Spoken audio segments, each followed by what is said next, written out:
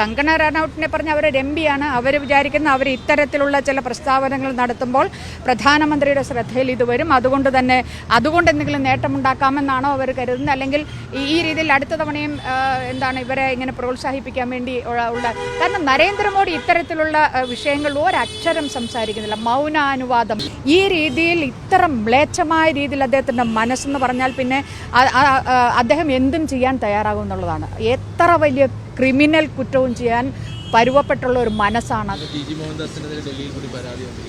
ഡൽഹിയിൽ മാത്രമല്ല, ദേശീയ മഹിളാ ഫെഡറേഷൻ ഈ രാജ്യത്താകമാനം ഇതിനെതിരെ പരാതി നൽകാൻ തീരുമാനിച്ചിരിക്കുകയാണ്. അപ്പോൾ ഡൽഹിയിൽ നിന്നാണ് അത് തുടങ്ങുന്നത്. ഇനി മറ്റ് സംസ്ഥാനങ്ങളിലൊക്കെ തന്നെ ഞങ്ങൾ പരാതി, കാരണം ഇത് ഈ രാജ്യത്തെ സ്ത്രീകളെ, പ്രത്യേകിച്ച് പെൺകുട്ടികളെ, അടുത്ത തലമുറയെ തന്നെ അങ്ങേയറ്റം അധിക്ഷേപിക്കുന്ന പരാമർശമാണ് നടത്തിയിട്ടുള്ളത്. ഇത് ഞങ്ങൾ ഈ പരാതി കൊടുത്തിട്ടുള്ള അദ്ദേഹത്തിൻ്റെ വീട്ടിലുള്ള അദ്ദേഹത്തിൻ്റെ ബന്ധുക്കളായ സ്ത്രീകളെയും യുവതികളെയും ഒക്കെ തന്നെ അവരുടെ അന്തസ്സ് കൂടി സംരക്ഷിക്കുന്നതിന് വേണ്ടിയുള്ള ഒരു കംപ്ലയിൻ്റാണ് ഞങ്ങൾ കൊടുത്തിരിക്കുന്നത്. ഈ രീതിയിൽ ഇത്ര മ്ലേച്ഛമായ രീതിയിൽ അദ്ദേഹത്തിൻ്റെ മനസ്സെന്ന് പറഞ്ഞാൽ പിന്നെ അദ്ദേഹം എന്തും ചെയ്യാൻ തയ്യാറാകും എന്നുള്ളതാണ്. എത്ര വലിയ ക്രിമിനൽ കുറ്റവും ചെയ്യാൻ പരുവപ്പെട്ടുള്ള ഒരു മനസ്സാണത് എന്നുള്ളത് കൊണ്ട് തന്നെയാണ് ഇക്കാര്യം വളരെ ഗൗരവത്തിൽ ദേശീയ മഹിളാ ഫെഡറേഷൻ എടുത്തത്. അതുകൊണ്ടാണ് ഇവിടെ DCPക്ക് ഇന്ന് പരാതി കൊടുത്തത്. കൂടുതൽ BJP നേതാക്കളുടെ ഭാഗത്തു നിന്നും മ്ലേച്ഛമായിട്ടുള്ള പ്രതികരണങ്ങൾ വരികയാണ്. കങ്കണ റണൌട്ട് വളരെ മോശം ഭാഷയിലാണ്.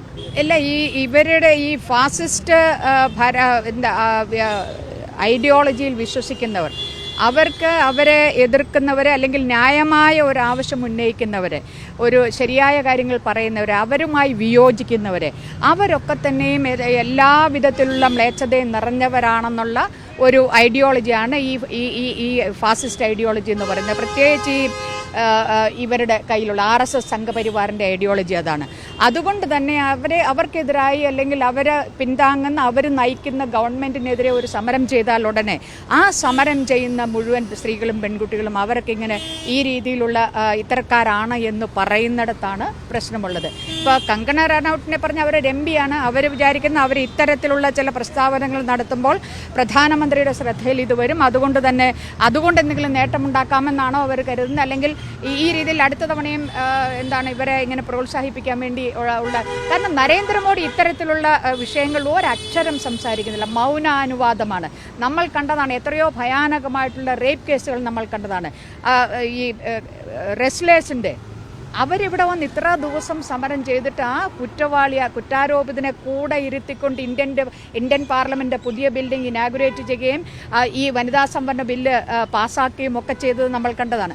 അപ്പോൾ ഇത് UPയിലെ വിഷയങ്ങളായാലും ഇത്തരത്തിലുള്ള ക്രിമിനൽ കുറ്റങ്ങൾ സ്ത്രീകൾക്കെതിരായി നടക്കുമ്പോൾ അപ്പോഴെല്ലാം നിശബ്ദത പാലിക്കുന്ന നരേന്ദ്രമോദി ഇത്തരത്തിലുള്ള പ്രസ്താവനകൾ കൂടി അദ്ദേഹം ഇത്തരത്തിലുള്ള കുറ്റകൃത്യങ്ങളെയും ഇത്തരത്തിലുള്ള പ്രസ്താവനകളെയും പ്രോത്സാഹിപ്പിക്കുന്നു എന്നുള്ള ഒരു ധാരണയാണ് അദ്ദേഹത്തിൻ്റെ പാർട്ടിയിലുള്ള പല സ്ത്രീകൾക്കുമുള്ളത്. അത് ലീഡ് ചെയ്യുന്നത് കങ്കണയാണെന്ന് മാത്രമാണ്. അതിശക്തമായ ഭാഷയിൽ ഞങ്ങൾ അതിനെ അപലപിക്കുകയാണ്. തീർച്ചയായിട്ടും ദേശീയ മഹിളാ ഫെഡറേഷൻ എല്ലാ സംസ്ഥാനങ്ങളിലും ഈ TG മോഹൻദാസിനെതിരായി പരാതി നൽകും.